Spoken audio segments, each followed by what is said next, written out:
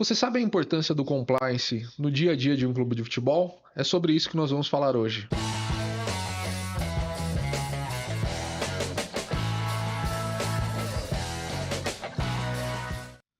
Fala pessoal, sejam muito bem-vindos a mais um episódio do nosso podcast ESG em Jogo. Esse podcast incrível que é um oferecimento do Grupo Arnone, Instituto Global, e como já é de costume, todas as semanas nós recebemos convidados mais do que especiais e hoje não seria diferente.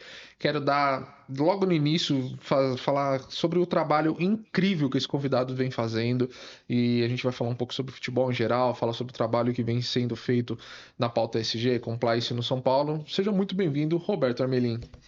Obrigado, Samuel. Obrigado. Quero agradecer ao grupo, né? Primeiro, pela ideia desse podcast, legal. Segundo, porque trabalha com uma pauta super importante, não só para o futebol, mas para o mundo, né?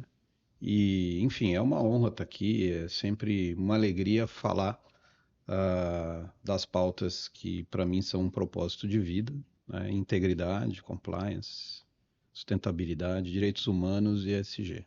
Então, Perfeito. prazer. Incrível, incrível. Pela introdução já deu para ver que o papo vai ser bom. Roberto, para a gente começar, muitas das pessoas estão nos assistindo, não tem tanta familiaridade, e às vezes pensa que um time de futebol se resume literalmente ao que ocorre dentro de campo. E você, como diretor jurídico e também de compliance, fala para a gente, principalmente para quem está assistindo, o que exatamente o departamento de compliance faz dentro de um clube de futebol?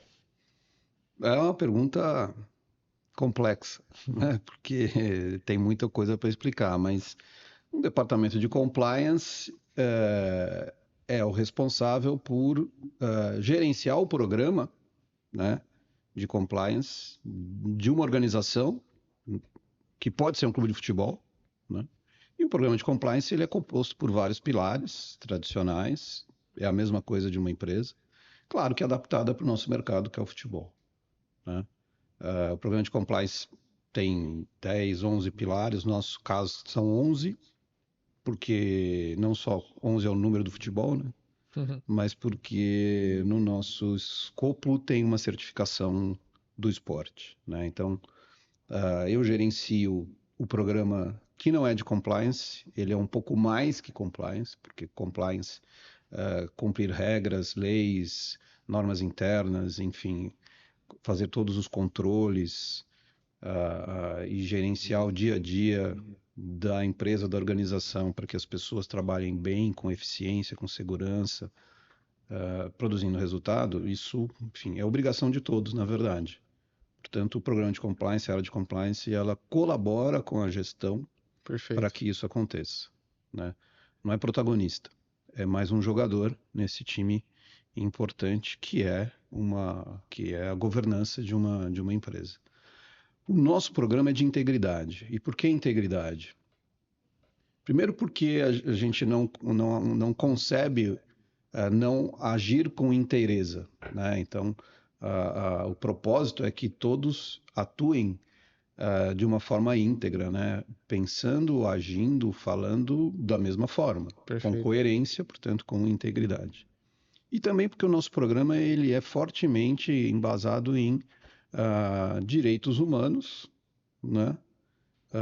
E também nasceu com o ESG na sua estrutura. É claro que para um clube de futebol não é simples, né, desenvolver todas as ações próprias de ESG.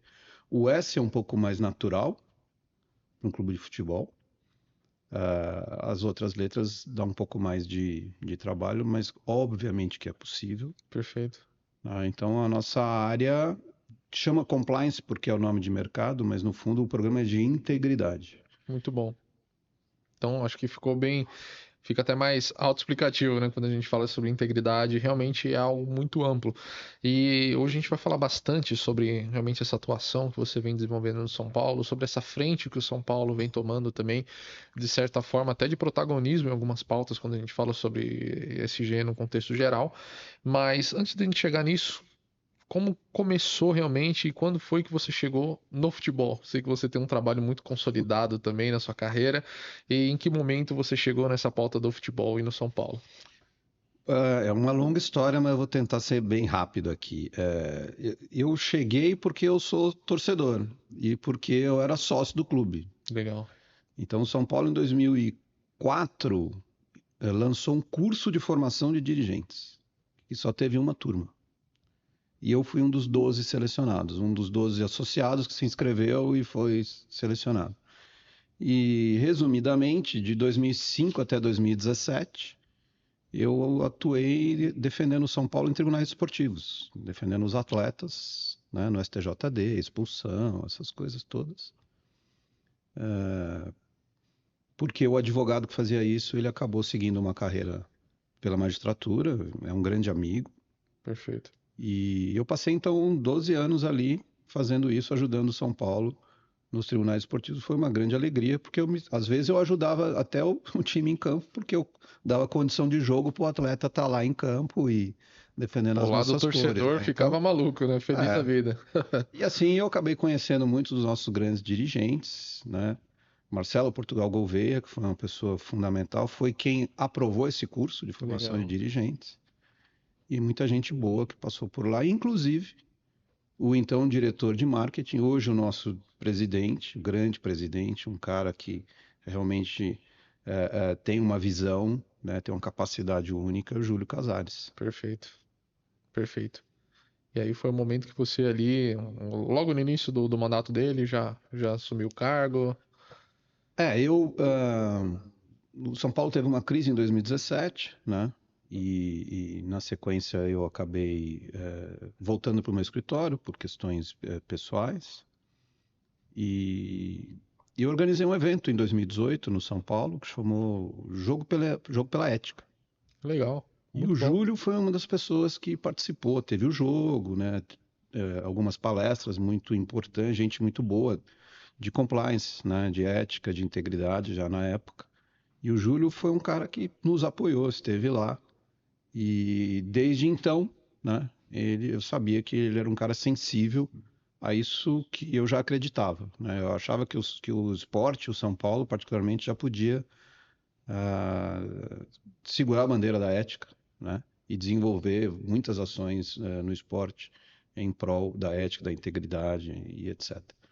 Na época, o São Paulo tinha outros desafios, né? Mas quando o Júlio foi eleito, ele me ligou e me convidou.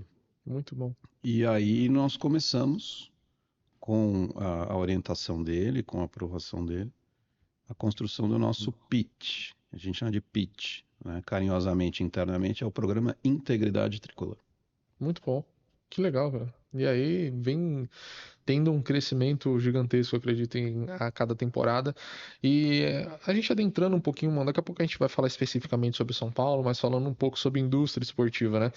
Inclusive, para você que talvez esteja nos assistindo hoje e não tem tanta familiaridade com o tema ESG no esporte, a gente vai deixar aqui um link também no topo da sua tela aqui, onde você vai ter acesso a um vídeo também que explica um pouco mais sobre como o ESG pode ser aplicado e como vem sendo feita essa aplicação do ESG no esporte.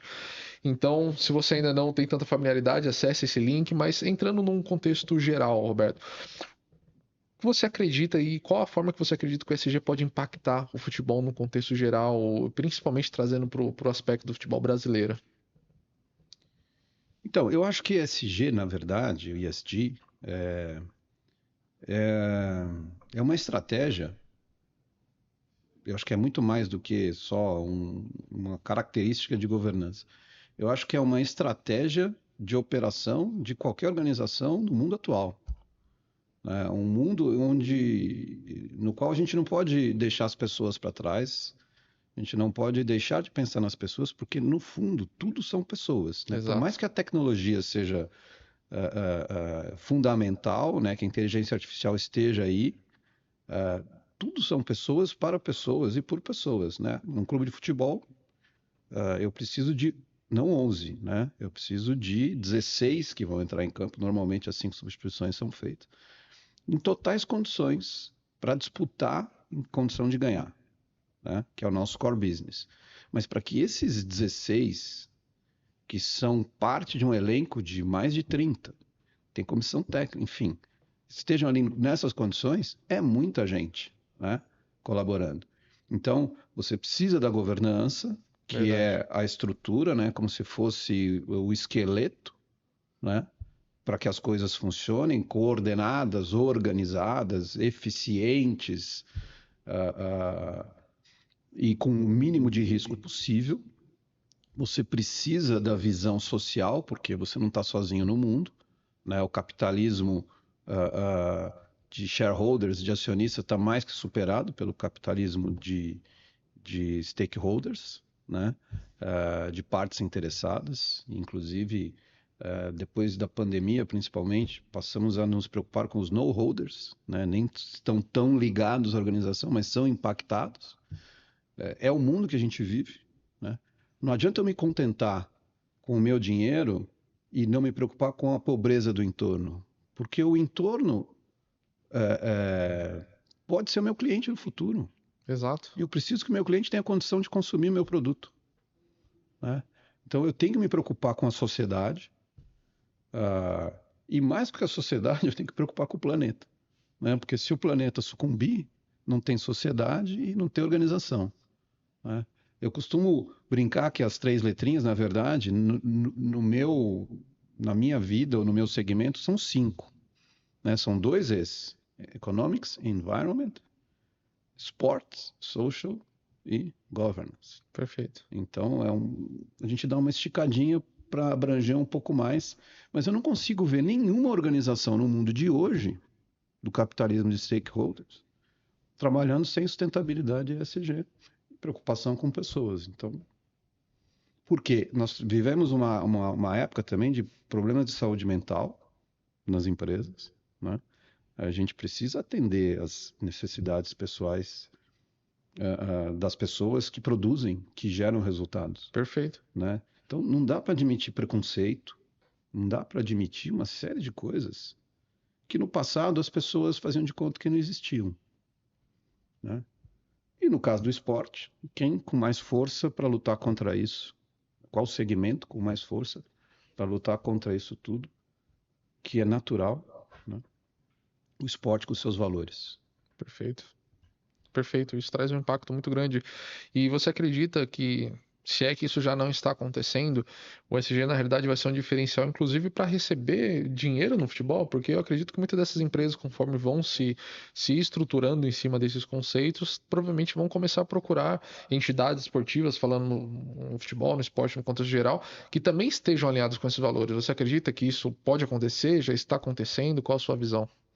O que já está acontecendo na economia em geral já está, né? Se não me engano, há 5 anos atrás, o BlackRock decidiu que ia concentrar seus investimentos em empresas preocupadas concretamente com sustentabilidade, Exato. naturalmente ESG, né? Então, se um fundo de investimento do tamanho, do porte do BlackRock está fazendo isso, então isso já é realidade, né? Então, eu não vejo motivo para todas as outras organizações não seguirem o mesmo caminho. Se não pelo princípio do propósito de pessoas, pelo dinheiro, né? Perfeito. Perfeito. Em algum momento a gente entende também que o dinheiro é o que realmente ativa a situação, né? Porque às vezes o time pode ir postergando, mas na hora que realmente começar uma situação, cara, se você não estiver estruturado, o dinheiro não vai entrar. Eu acho que é onde liga o sinal de alerta e às vezes de desespero para muita gente, né? Principalmente quando a gente fala de um momento depois da pandemia, acho que muitas dessas causas ficaram muito latentes, ficaram muito em alta. E como você falou, né, a gente sempre traz essa pauta aqui, o futebol, principalmente, né? Podemos falar de esporte num contexto geral, mas o futebol é o maior evento social do mundo, né? E acredito que o futebol tem essa força realmente de ser um exemplo também para outros esportes, para a prática de gestão. E pensando nesse aspecto hoje, daqui a pouco a gente vai falar principalmente do São Paulo, mas até mesmo, você acredita que existem outros clubes, sejam internacionais, que já vem fazendo um trabalho nessa pauta, seja muito bem estruturado, ou ainda está muito embrionário mundialmente falando? Olha, sinceramente, eu não conheço bem a fundo a estrutura e o trabalho de outros clubes, né? Mas eu sei que a Inglaterra tem trabalhos mais adiantados. Sei que na Itália tem gente também trabalhando desta forma, mas tenho certeza absoluta que é muito embrionário, é muito no começo e que o potencial de se fazer mais é gigantesco. Então, tem muita coisa para fazer, o que é bom. Exato. Ainda tem um oceano azul aí para desbravar. E realmente a Inglaterra é um mercado que vem nos surpreendendo positivamente em muitas pautas, né? Acho que principalmente esse movimento de, até quando a gente fala, pô, diretoria de sustentabilidade, a gente vê muitos clubes na Inglaterra que começaram com esse movimento também de implementar esses departamentos. Claro que isso é só uma pequena parte quando a gente fala do ESG, mas são movimentos que vão mostrando, como você falou, o S normalmente já costuma ter uma facilidade um pouco maior, né, de ser desenvolvido quando a gente fala de futebol, mas realmente no Brasil a gente precisa ainda de mais exemplos, né? E trazendo para a realidade do São Paulo hoje, você poderia falar para a gente um pouquinho mais de uma forma um pouco mais aprofundada de ações que você já vem desenvolvendo nessa pauta, integridade, ESG, compliance, alguns diferenciais de mercado que vocês já estão desenvolvendo? Bom, o São Paulo não é de hoje, desde sempre. Ele pratica muitas ações sociais, né? O São Paulo, pelo tamanho da sua torcida, sempre que a sociedade precisa, e na época da pandemia também isso ficou claro, né? O São Paulo se movimenta e ajuda. Então, se tem, sei lá, uma enchente na Bahia, o São Paulo vai lá, arrecada alimentos e arrecada muito, e aí encaminha doação. Na época da pandemia, o Morumbi foi posto de vacinação. Ah, volta e meia tem pautas importantes, como a gente teve ali recebendo o pessoal que cuida de pessoas com síndrome de Down. Muito bom. Ah, nós acabamos de inaugurar um espaço para as pessoas com transtorno do espectro autista. Então, salvo engano, o Morumbi é o único estádio no mundo que tem uma área para o autista assistir um jogo de futebol, né, dentro das características e interesses dele, sem que ele fique, né, incomodado com o barulho e etc.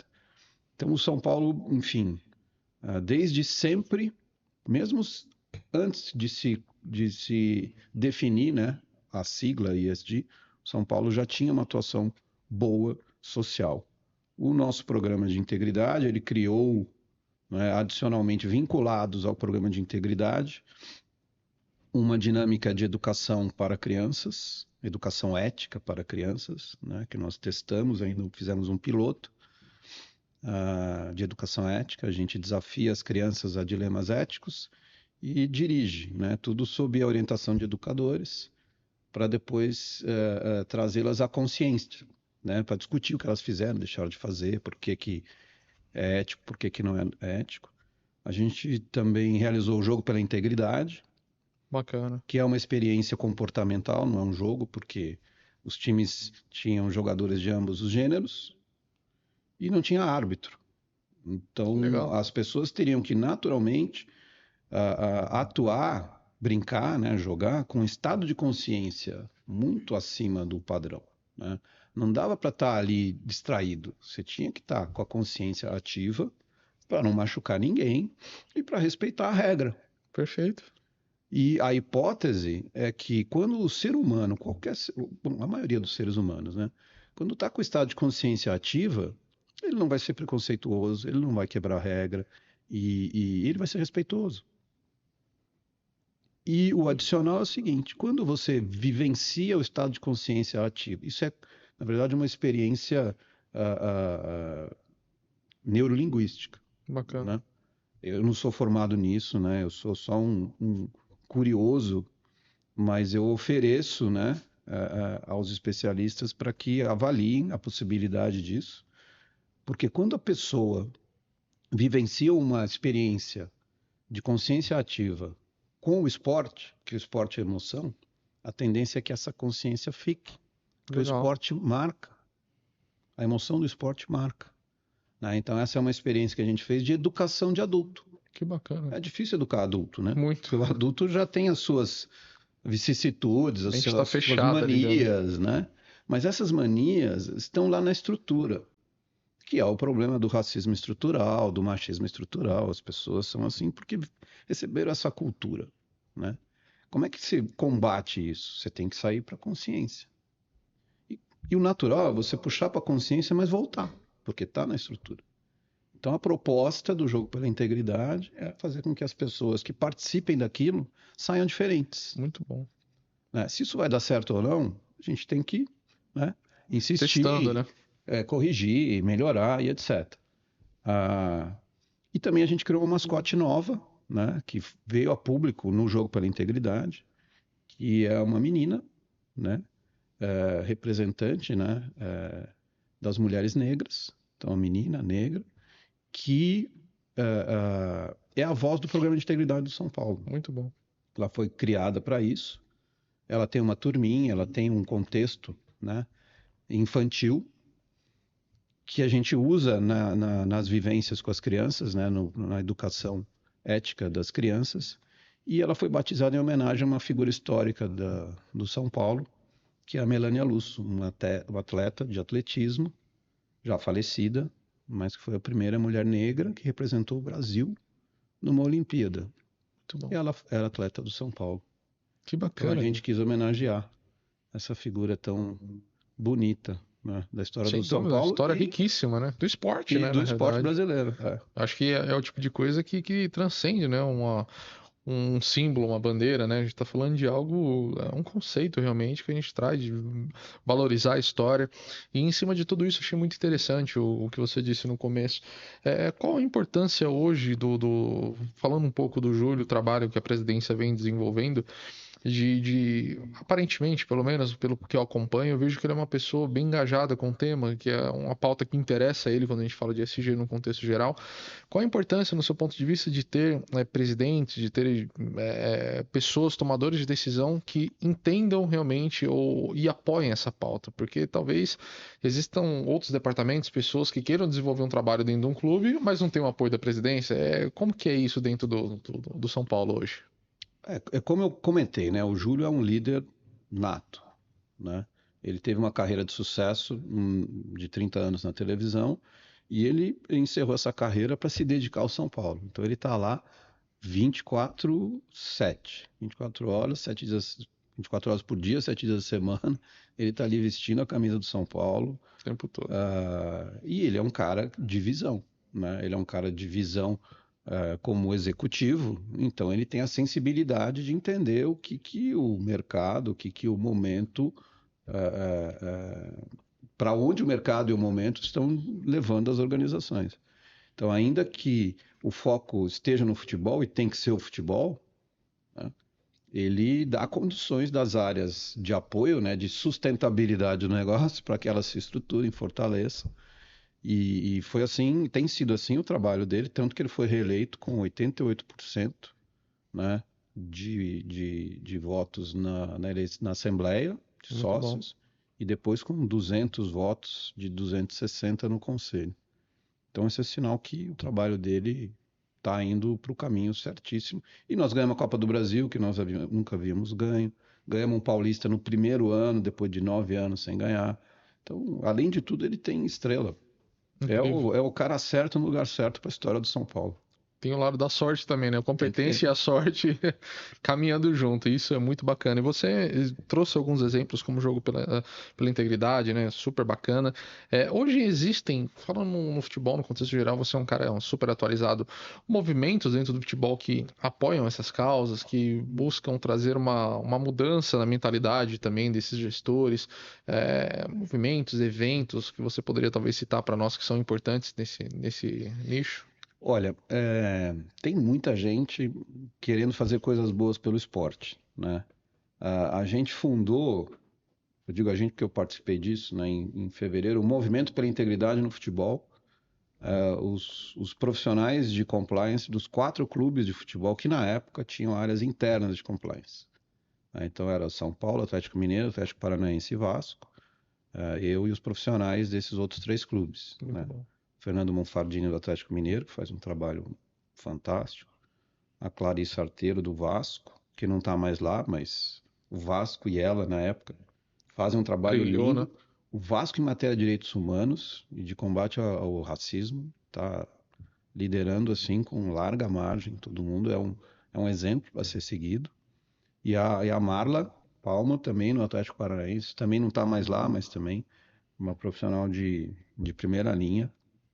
A gente criou esse movimento para, né, motivar outros clubes, enfim, trocar experiências.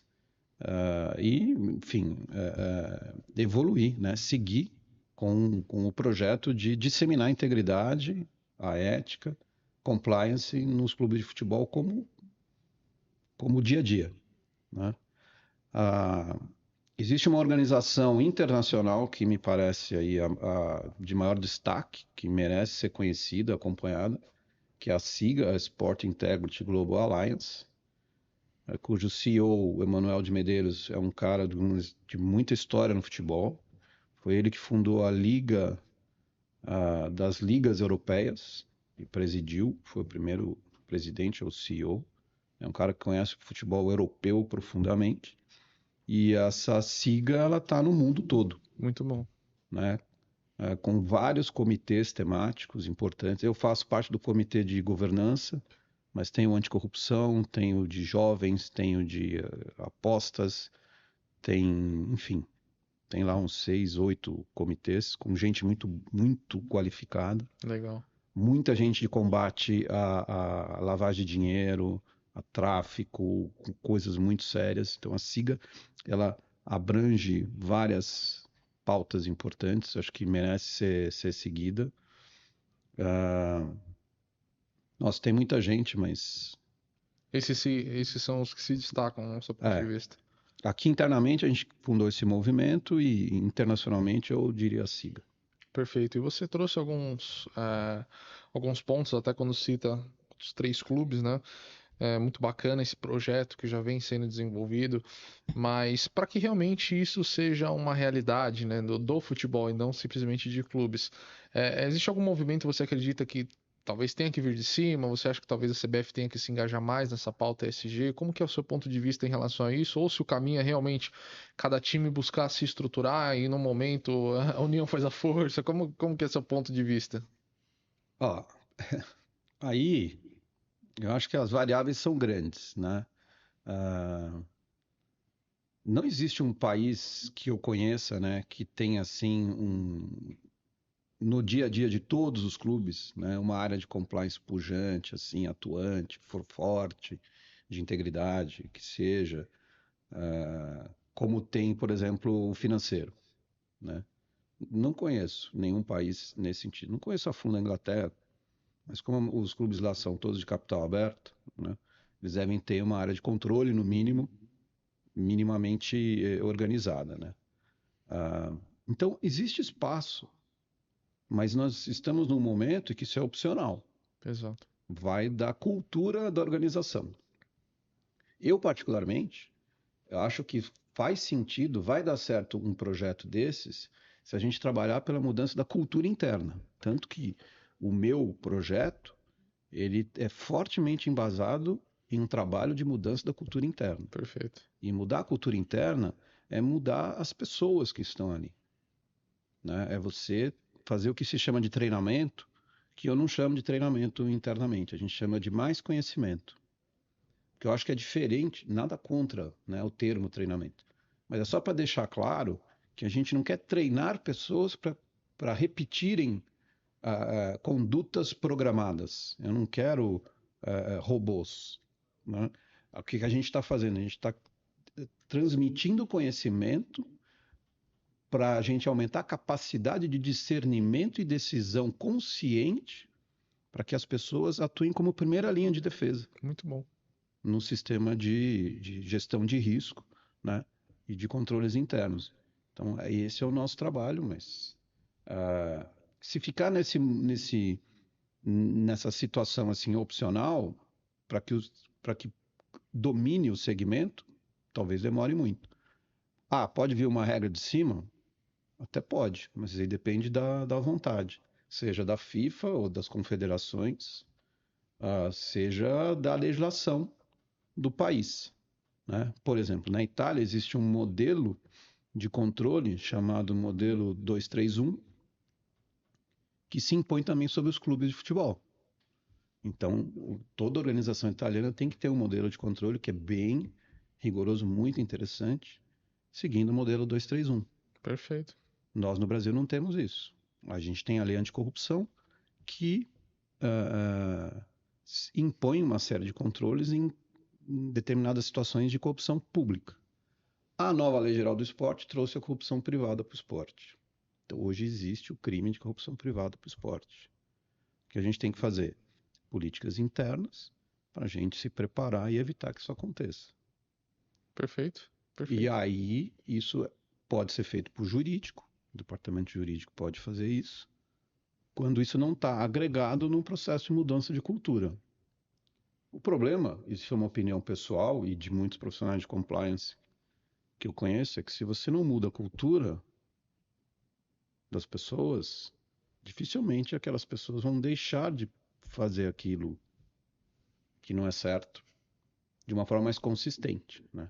Vão ter medo da lei, enfim, de cometer o crime, mas vão tentar burlar, Verdade. né? Porque não é problema cometer o crime, porque não tem a questão do valor. E a gente gosta, eu gosto, de trabalhar com valor e ajudar as pessoas a melhorarem como pessoas também. É fantástico. Eu concordo muito com isso, porque na realidade até a gente pode, não só no esporte, mas pensando num aspecto até cultural mesmo, o brasileiro talvez tenha um costume de ser mais reativo do que preventivo. Então, muitas vezes, trazendo um pouco mais para um lado de exemplo, talvez os clubes só vão ter a noção de que precisam ter uma estruturação, talvez de um departamento SG, seja de compliance, seja do que for. Compliance a gente sabe que tem muitos clubes já que hoje já vem trabalhando nisso, mas no SG, de uma forma geral, quando realmente houver uma obrigatoriedade. Porque enquanto não existe, pô, é aquilo que você sempre fala, vamos investir só no futebol, que é o que importa, é o que vai agradar, às vezes, a torcida no final, no final de semana, e os outros temas acabam ficando de lado. Então, eu compartilho dessa ideia de que talvez precise realmente ter essa seja qual for, uma obrigatoriedade para que isso seja, cara, a gente precisa se organizar, a gente precisa implementar isso, porque fica muito solto, né? Eu acho que não existe um incentivo, infelizmente, principalmente para pessoas que não têm essa visão de valor, de princípio, de que isso é importante no dia a dia. E muitos acabam sofrendo com a falta de conhecimento, né? Porque às vezes a gente vai falar com pessoas também dentro de clubes mesmo sobre esse tema e muitos desconhecem ou muitas vezes sabem que é importante, mas não sabem como aplicar. Então, essa falta de conhecimento atrapalha um pouquinho também, né?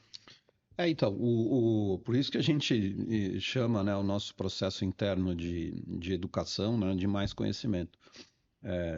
No mundo de hoje, né, dados, conhecimento é Ouro, né? uma propriedade, então, é ouro, né?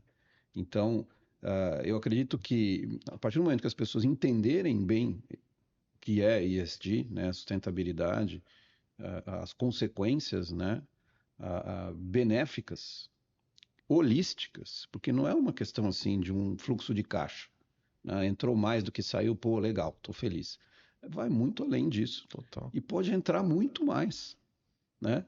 De várias fontes em função de questões reputacionais, né? Que é um dos riscos mais graves que a gente trabalha no mundo de hoje em qualquer segmento, né? Inclusive no futebol. É verdade. E quando a gente fala dessas três pautas, trazendo rapidamente aqui, a gente tem o ambiental, o social, a governança, no seu ponto de vista, qual dessas temáticas seria a mais complexa de ser implementada? Inicialmente, às vezes a gente conversa com algumas pessoas, eles logo imaginam, pô, principalmente no Brasil, que são clubes extremamente, muitas vezes, afundados em dívidas, talvez o governança já seja algo gritante, que precisa ser trabalhado, mas, na sua opinião, qual que é o. Você acredita que talvez leve mais tempo de se trabalhar ao lado ambiental, social, governança? Você já conseguiu mapear isso com esse tempo de experiência? Eu posso te dizer o seguinte, né? Governança e social faz parte do dia a dia dos clubes. O que é um pouco diferente para um clube de futebol é o ambiental. Ainda que provavelmente todos eles façam alguma coleta seletiva e tenham algum projeto de trabalho com resíduo, né? De economia, de uso de energia elétrica, até por uma questão de reduzir custos, etc. Mas governança é o dia a dia, né? As regras de organização interna, clube social, sociedade anônima, empresa limitada. Particularmente, eu acho que todos os modelos são viáveis, com uma boa governança, né? É que quando você tem a sociedade anônima, ela já vem com uma governança um pouco mais sofisticada, que acaba facilitando, né? Já vê um guia ali, né? sofisticando e deixando a coisa mais controlada, organizada, propriamente dita, né? Os clubes sociais mais antigos, eles têm umas estruturas um pouco mais rígidas, né? Mas que nada impede que se mude, que se melhore, que se aprimore e seja tão eficiente ou até melhor do que sociedades anônimas, né? Salvo engano, Real Madrid e Barcelona são clubes sociais, né? E na Inglaterra todos são sociedades anônimas. Então não é um modelo societário. Uma governança está no dia a dia.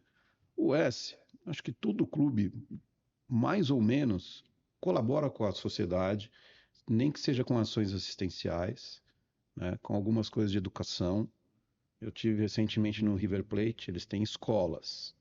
Achei uma coisa assim fenomenal. Escola normal, né? Enfim, então todos os clubes estão mais ou menos com o S. O A ou o E, né, o ambiental, que está um pouco fora do dia a dia. Mas eu acho que é simples de integrar. Simples Perfeito. de integrar e o fundamental é a consciência. A consciência de que isso não é um troço novo. Na verdade, é a conexão de coisas que já existem.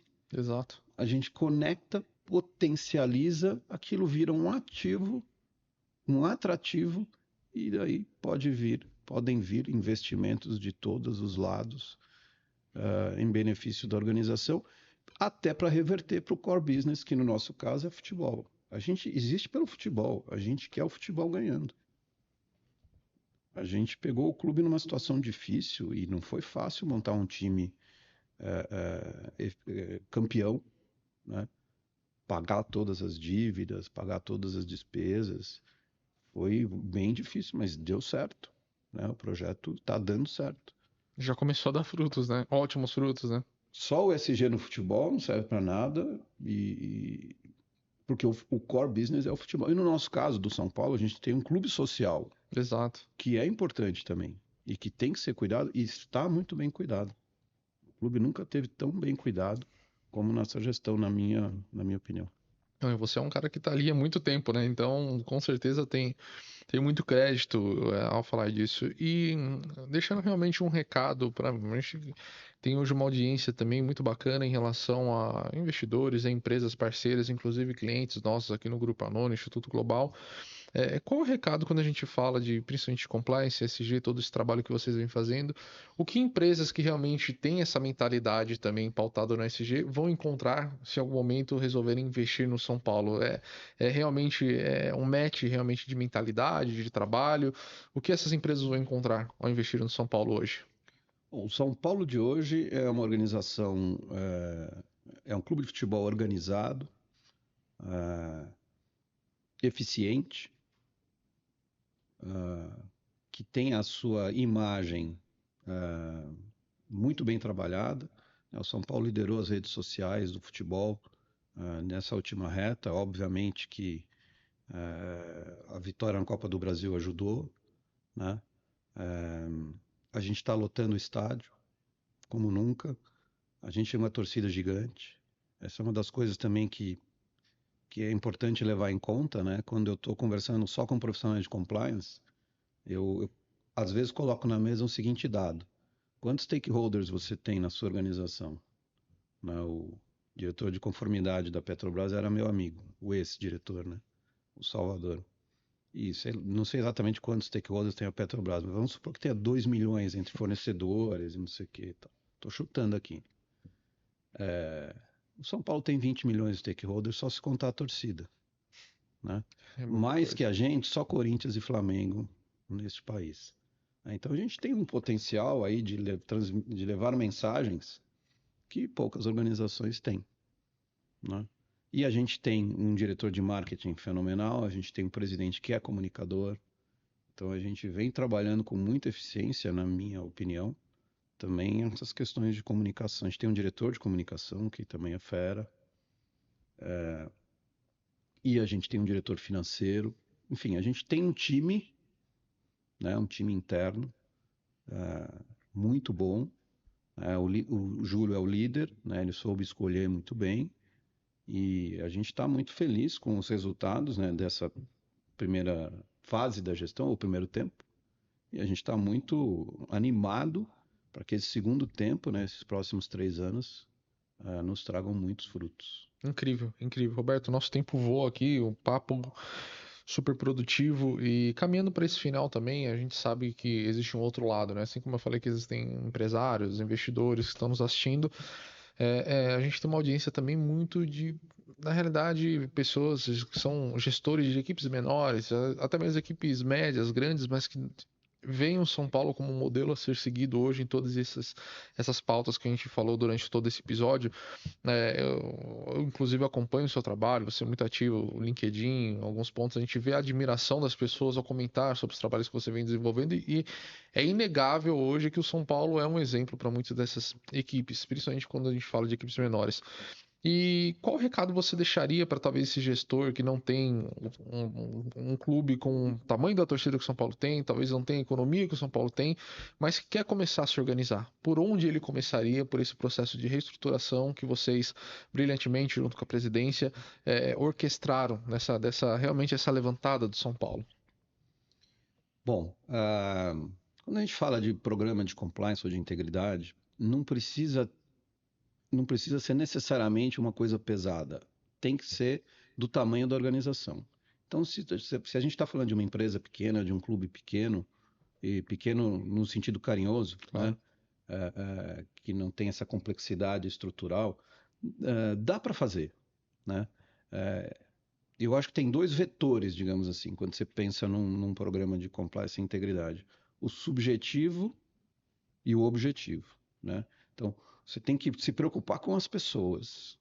Para mim, isso é fundamental. Então, qualquer programa tem que ter as ações voltadas para as pessoas, os colaboradores, os terceiros, os gestores, os líderes. Começar por dentro, né? Exatamente, as pessoas. E o objetivo são as normas, as regras, os controles, a gestão de risco, a gestão de crise, é uma coisa importante também.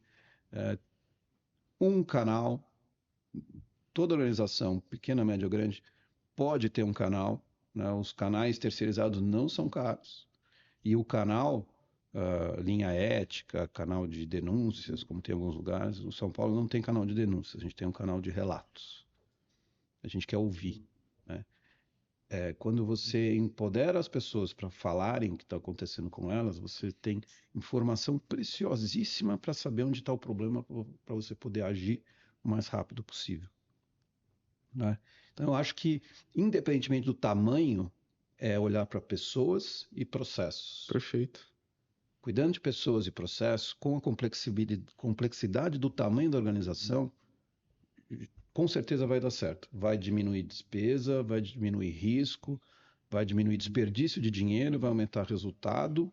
As pessoas vão estar mais felizes, vão estar trabalhando melhor, com mais eficiência, e a tendência é só crescer. Fantástico, fantástico. Roberto, quero te parabenizar mais uma vez por todo esse trabalho que vem sendo desenvolvido. Acho que acaba sendo até fácil a gente falar, dar os parabéns depois do resultado, né? A gente citou nesse episódio aqui uma conquista incrível que vocês tiveram em 2023, que foi essa primeira Copa do Brasil, e a gente sabe que no futebol ainda resultados falam por si só.